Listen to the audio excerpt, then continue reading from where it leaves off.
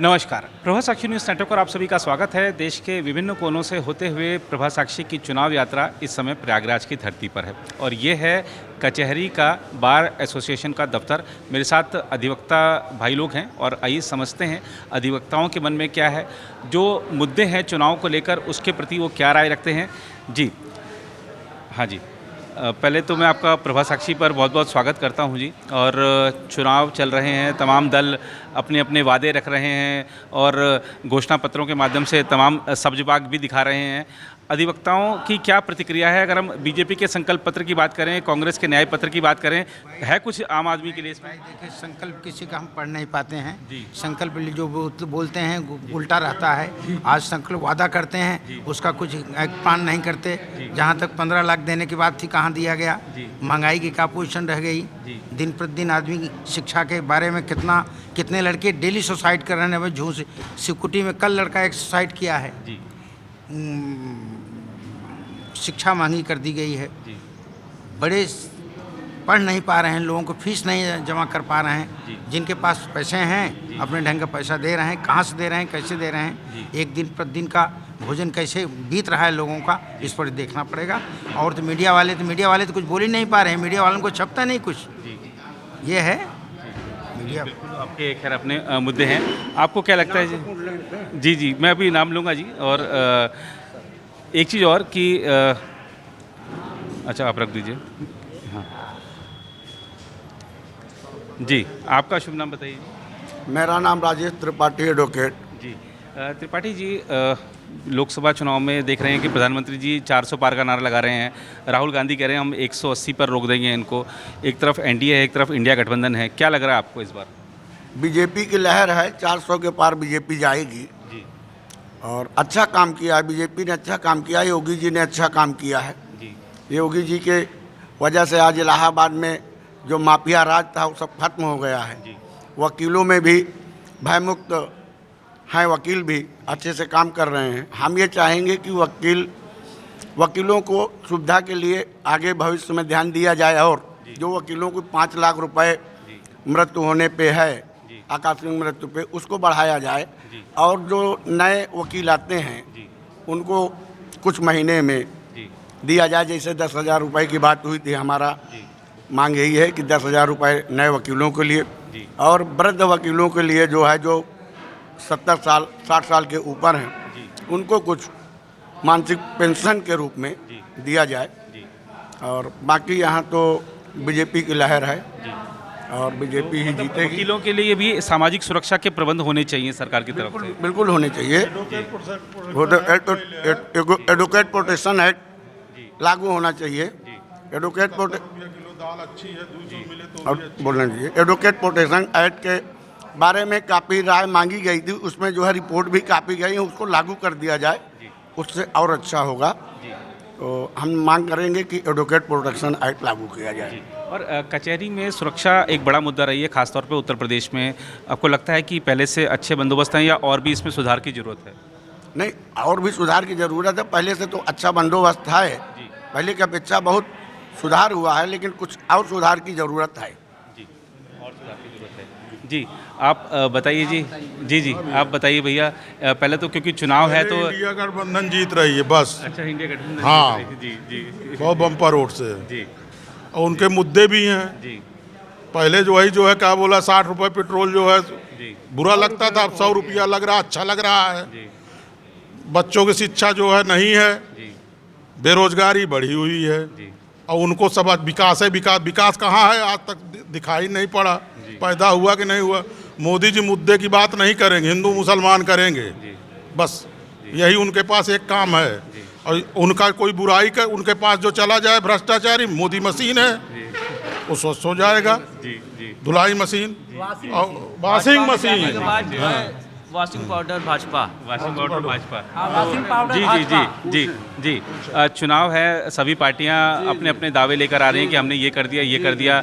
अपने घोषणा पत्रों में भी तमाम तरह की भरमार है वादों की। जनता के मन में क्या है? जनता के मन में यह है कि शासन, सुशासन जी और काम पे जनता वोट करेगी। जी जी जी तो आप अगर 10 साल का मोदी जी का कामकाज देखें तो कैसे आंकते हैं उसको?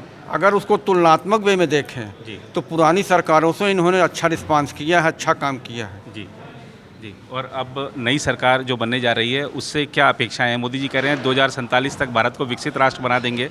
अब तक का जो उनका कामकाज है उसको देखते हुए क्या उन पर विश्वास किया जा सकता है? विकसित राष्ट्र तभी होगा जी। जब युवा वर्ग पे, जी युवा वर्ग की समस्याओं पे ध्यान दें जी और थोड़ा महंगाई पे थोड़ा कंट्रोल करें जी। और सब ठीक है, और सब ठीक और किसी चीज़ में कमी नहीं है। जी। धरातल से लेके आसमान तक जी सब ओके है। जी इलाहाबाद प्रयागराज से लेके वो आगे सिंगटन और जर्मनी तक जी। सब चकाचक है। सब जगह चेक है। और एक चीज़ मैं जानना समझना चाहता हूँ क्योंकि आप लोग कानून व्यवस्था का एक भाग भी हैं। उत्तर प्रदेश की कानून व्यवस्था अगर पिछले 7-8 सालों में हम देखें तो कितना बेहतर पाते हैं या मुश्किलात बढ़े हैं? अगर 100 नंबर में नंबर दिया जाए हमको जी। तो 98 नंबर जी 98 नंबर। अच्छा शासन है। जी 98 नंबर जी इसने जो है गुंडों माफियाओं पे एकदम कंट्रोल किया है। जी किसी की हिम्मत नहीं कभी कभी बहू बेटियों कोई जो है परेशान कर दे, जी। कहीं कोई छिनैती कर ले, कोई गाड़ी छीन ले। जी जी। लेकिन आपने कहा कि बहुत अच्छा शासन रहा और विपक्ष लेकिन इस जो सरकार का जो कार्यप्रणाली उस पर ये सवाल उठाता है कि आप कानून को अपने हाथ में ले रहे हैं, कानून को सज़ा देनी चाहिए, आप खुद सज़ा दे रहे हैं। देखिए विपक्ष को मुद्दा उनके पास कुछ है नहीं। जी हाँ, तो उनके यहाँ की पट्टी पड़ी है। जी। हाँ, उनको कुछ दिखाई नहीं पड़ रहा है तो कुछ न कुछ तो कहेंगे। जी विपक्ष वो विपक्ष अच्छा होता है जो अच्छे काम की सराहना करे और उनकी सही सही कमियों को उनको उजागर करे। लेकिन यहाँ तो विपक्ष जब से मोदी जी आए हैं तब से उनकी बुराई के अलावा कोई अच्छाई उनको दिखाई नहीं पड़ रही है। तो ऐसा विपक्ष जो है एकदम न्यूट्रल होता है, नगण्य मृतपाय होता है। विपक्ष आज अपनी आत्मा बेच दिया है। जो विपक्ष का कर्तव्य होना चाहिए वो विपक्ष नहीं निभा रहा है और यही लिए वो विफल है। आप बताइए जी। धन्यवाद जी, बहुत आपका शुक्रिया, आप लोगों ने समय निकाला अपने व्यस्त समय से। एक चीज़ मैं जानना समझना चाहता हूँ कि प्रयागराज में अगर हम देखें 10 साल में मोदी जी का जो कामकाज है, क्या प्रयागराज की जनता संतुष्ट है, अधिवक्ता समाज संतुष्ट है?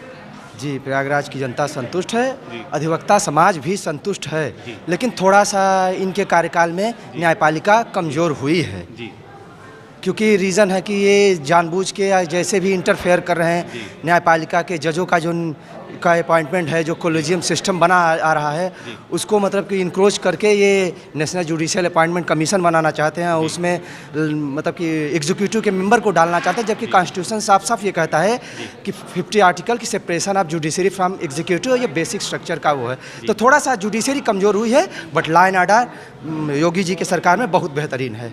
और आपने क्योंकि कॉलेजियम की बात की है तो मैं समझना चाहता हूँ, जनता भी जानना चाहती है कि क्यों नहीं पारदर्शिता होनी चाहिए, क्यों जज साहब भी दूसरे जज को अपॉइंट करें, क्यों नहीं सरकार का एक प्रतिनिधि जनता के प्रतिनिधि वहाँ होना चाहिए? इसके पहले आप कहेंगे तो जब फर्स्ट जजेस का केस था, सेकंड जजेस का केस था, तो पारदर्शिता कहाँ थी? एडीएम जबलपुर का केस देख लीजिए, जो है जितने भी हैबियस कार्पस वाले केस देख लीजिए, तो आप पारदर्शिता है, उस समय तानाशाही थी और यही होगा। अभी आप उनके हाथ में दे देंगे तो देखिए ये तीनों पिलर हैं डेमोक्रेसी के, जुडिशरी, एग्जीक्यूटिव, ये सब। एक भी पिलर गिर जाएगा तो डेमोक्रेसी खत्म हो जाएगी। फंडामेंटल राइट की जो हमारे गारंटर है वो हमारी जुडिशरी है। तो आप किसी भी तीनों का काम है आपस में मेंटेन करके रखना, चेक्स एंड बैलेंस की पॉलिसी है उसको बना के रखना है। जी ये होना चाहिए। बिल्कुल बिल्कुल। 2024 का लोकसभा चुनाव, मतदान का दिन करीब आ रहा है, अधिवक्ता समाज के मन में क्या है, इस बार किसकी सरकार? इस बार अब मुद्रा की स्थिति देख लीजिए जी इतनी भीड़ कचहरी में देख लीजिए युवाओं की। जी इसका मतलब है कि वो रोजगार नहीं पा रहे हैं, तब इस तरफ आकर्षित हो रहे हैं इतना अधिक। जी क्लाइंट से अधिक तो वकीलों की ही भीड़ दिखाई देती है।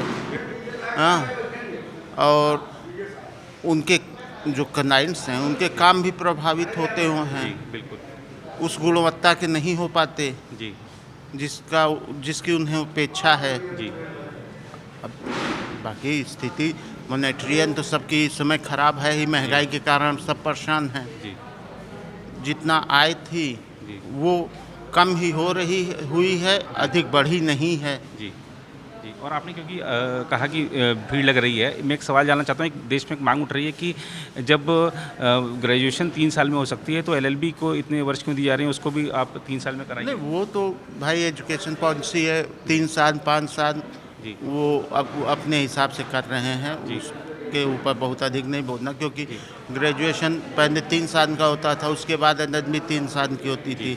अब एलएलबी को ही एक ग्रेजुएशन का सब्जेक्ट बना दिया गया, अलग से नहीं बनाया गया है, तो वो तो डिफरेंट मैटर है। जी, और वैसे अगर देखें कुल मिलाकर पलड़ा किसका भाई नज़र आ रहा है प्रयागराज में? 15 तो फिलहाल हमें विपक्ष का लग रहा है, एंटी कम्पेंसी फैक्टर काम कर रहा है। काम कर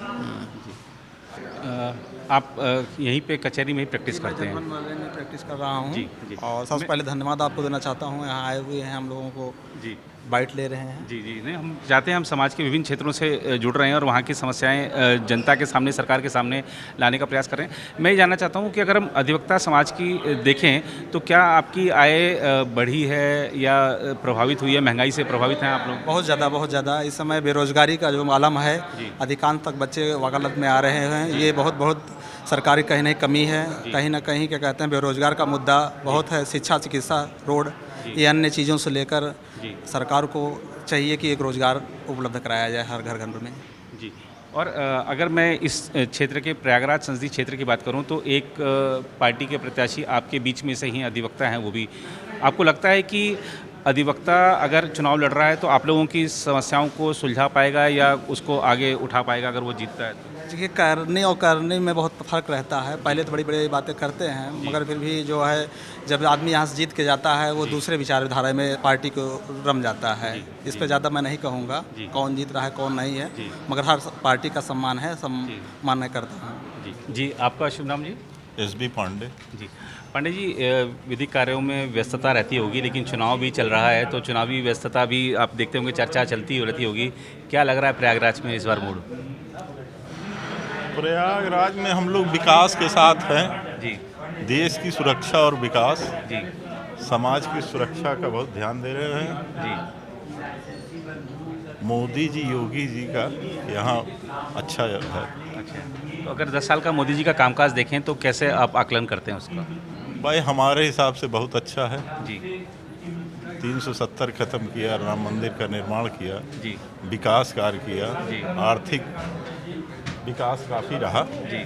हाँ, तो हमारे हिसाब से तो बहुत अच्छा है भैया। बहुत अच्छा है। हाँ जी, और अगर हम देखें तो राहुल गांधी भी दावेदार हैं, तमाम और जो गठबंधन बना है इंडिया गठबंधन, उसमें भी तमाम ऐसे नेता हैं जो बड़े प्रधानमंत्री पद के दावेदार बन रहे हैं।